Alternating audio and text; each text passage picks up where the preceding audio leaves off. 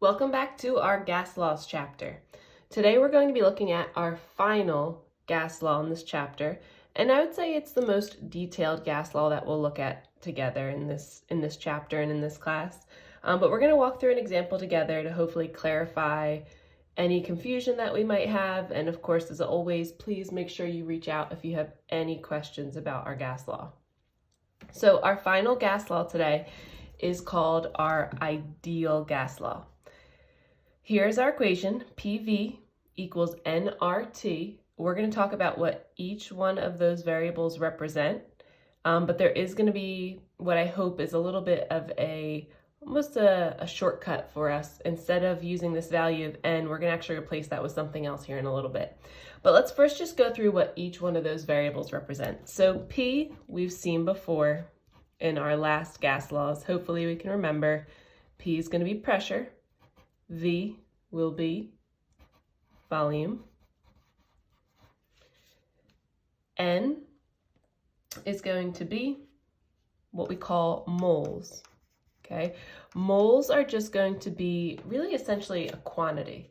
Okay, and that quantity is going to be represented by 6.02 times 10 to the 23 objects or atoms or molecules. We won't really need to worry too much about that number yet. That'll be something that we talk about in the future, but just kind of keep that in the back of your mind.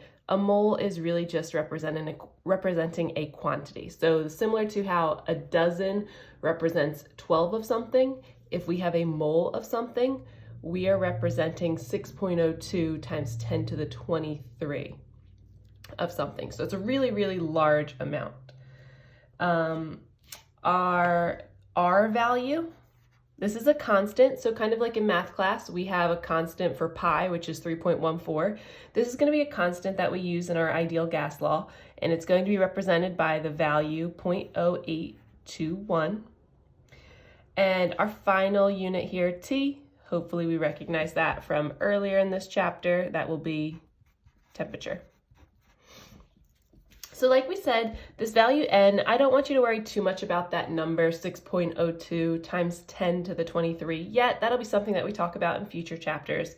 But to try and make this a little bit easier for our calculations today and throughout the rest of this chapter, instead of using n as our variable here, we're actually going to replace n with a mass over a molar mass.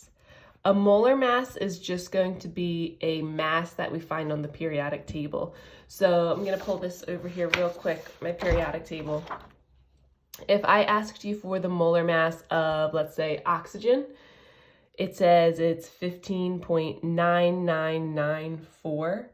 The molar mass, we could just round to the nearest whole number, and we could say that the molar mass of oxygen would be 16.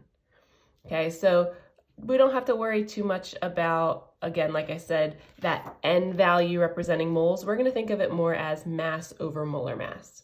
So with that being said, our equation here is going to change a little bit. So what I want us to use, instead of PV equals nRT, we're going to have it represented by PV equals, it's going to be mass over molar mass. And then the rest will remain the same, RT. So we're going to have two things to plug in here instead of just our moles. So we're going to look at an example together and see how this is going to play out. We're going to start out with just cataloging the information that we're given. So it says here a balloon is inflated with 0.2494 grams of helium. Grams is a unit for mass. So I know that G, or grams, are going to be what I plug in for mass, which would be right here in my equation. So our mass is going to be 0.2494 grams of helium.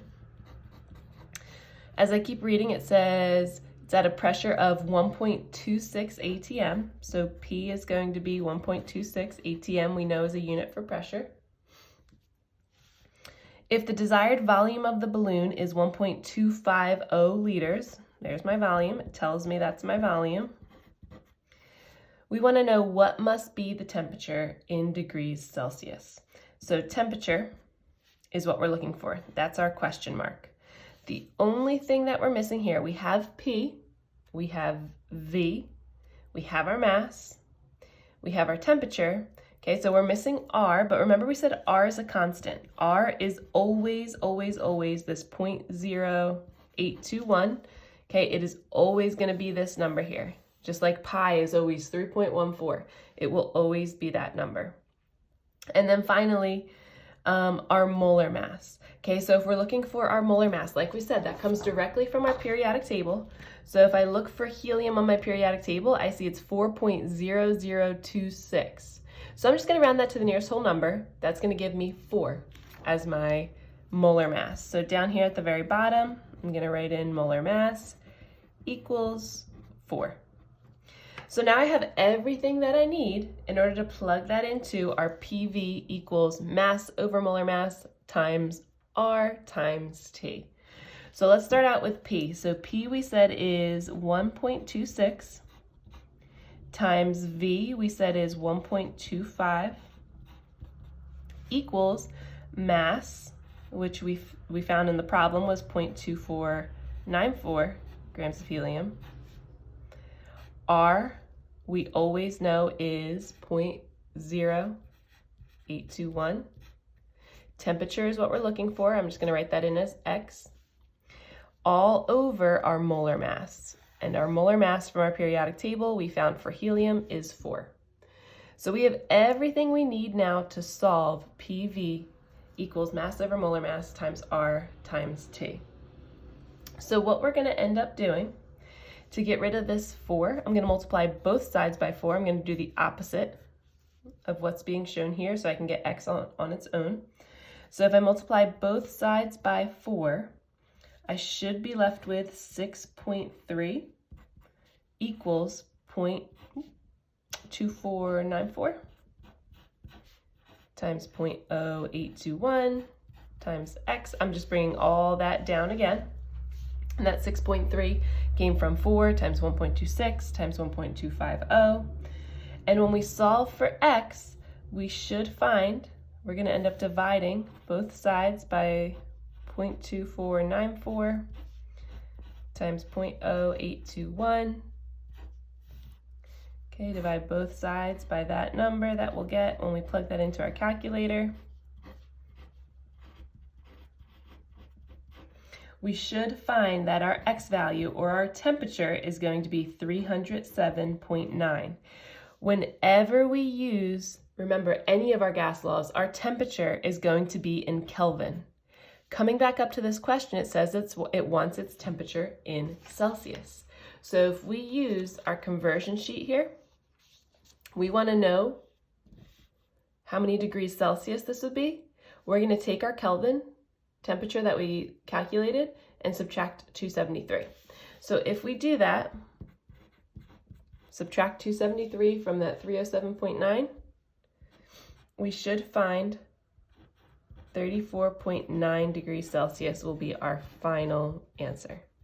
Okay, so there's a lot going on here. I do want you to try out number 6. I'll have you do here on the Ed puzzle, and then number 8 on your own time. I want you to try that one out. And please reach out if you have any questions. This is definitely one of the trickier, more detailed problems that we'll have. But I do want to introduce you to this during this chapter because it is one that is really important, and it helps us figure out a lot of different information, like amounts of gas that we have present, pressure, volume, and temperature. So reach out if you have any questions, and keep up the great work.